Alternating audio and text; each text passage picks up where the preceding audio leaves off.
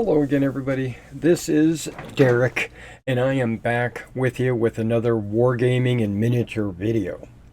Now, in today's video, what we're going to be doing is we're going to be working on these Sarissa Precision MDF buildings, right? So, these buildings are part of my Waterloo collection. These are all 15 millimeter buildings.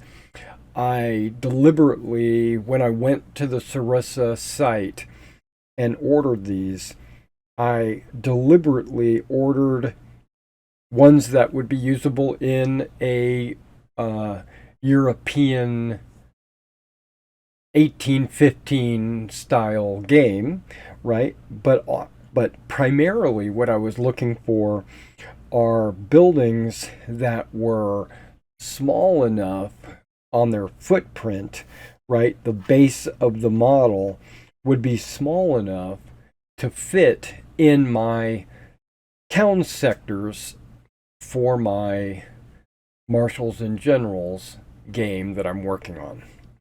So, what did that mean? Well, that means they needed to be either 80 millimeters by 80 millimeters square or less, or 60 millimeters by 120 millimeters.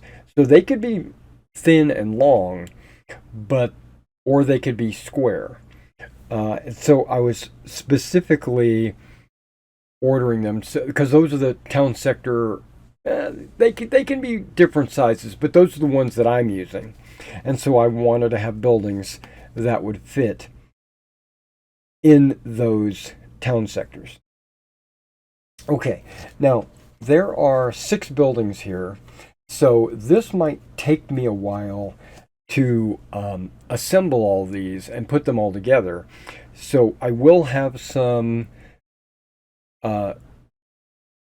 editing in this video to kind of speed things along, but I don't anticipate the editing to be sufficient to make this a short video. I think this is going to be a very long video, so just bear with me. Maybe watch it in multiple parts, or maybe I'll break it up into multiple parts.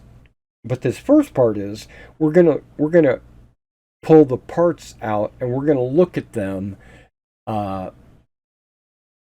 And then I'm going to prime them on the sprue, mainly just to get a first coat of primer.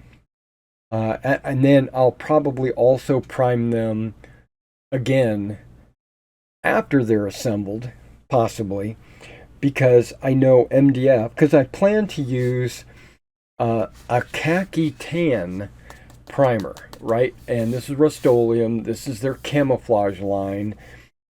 Camo khaki as a base coat, but I know because these are wood, there's a good chance it's going to soak up the paint, and then but that's okay because then the wood will shine through, but most likely not.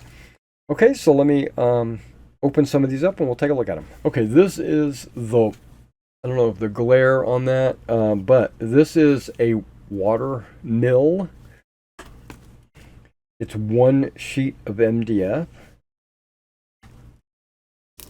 Okay, after removing the shrink wrap, some of these parts are starting to pop out because they're very loosely, or well cut, I should say. And so we'll set that right there for now. There's the quick instructions on how to assemble it. Now the next one is a farmhouse. It's 2-story. It's got that overlap, like a medieval overlap. But when I'm looking at this board, I'm seeing like the wooden, what do they call it? The wood structure of the building. I see the chimney here, doors, and then the windows. Looks pretty cool. Okay. Okay, there's quite a few pieces falling off the sprue, just naturally. That's kind of a good thing. Now, I had a internal question about the chimney. Yeah, the chimney is perfectly smooth on both sides. So I'm anticipating, I mean, it might be a brick chimney, obviously, but there was there's probably some plaster or something that goes over the chimney to make it smooth. All right, now I also got this church. It's a European church. It's not, I've got an American church for like American War of Independence, but I needed something that would be more European.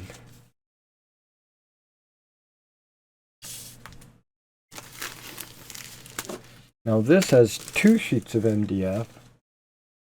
Again, pieces are falling off of this. But they've got these circles, and those circles are to make the dome at the top. I guess you stack them up a lot like a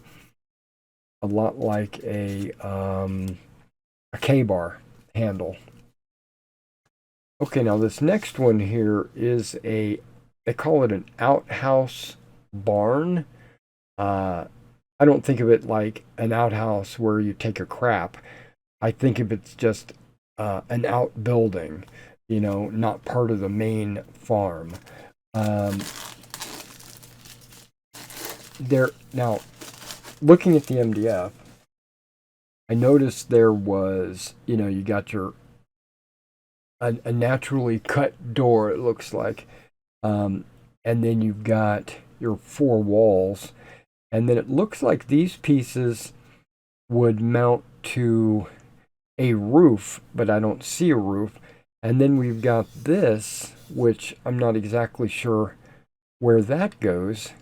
So we're going to take a look. There is a second sheet. Okay, that's the roof. It's more of a cardstock. Okay. But I'm curious what that is all about. Oh, it goes on the inside.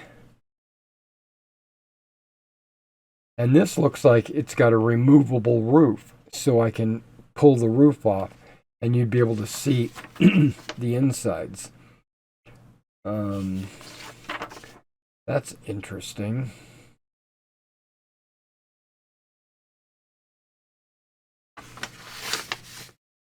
Okay, that one looks like it's holding together pretty good. But I'm going to prime that cardstock as well. And then finally, I've got 2 of these cottages because I thought they were just good generic, rural buildings for a battlefield. It looks like these are removable roofs as well. All right, so now what we're going to do is I'm going to take these outside. We're going to spray prime both sides, the inside and out, because it'll help seal the MDF. It'll help preserve the model over time. And then once I get them primed and they dried, I'll bring them in and we'll start assembling them.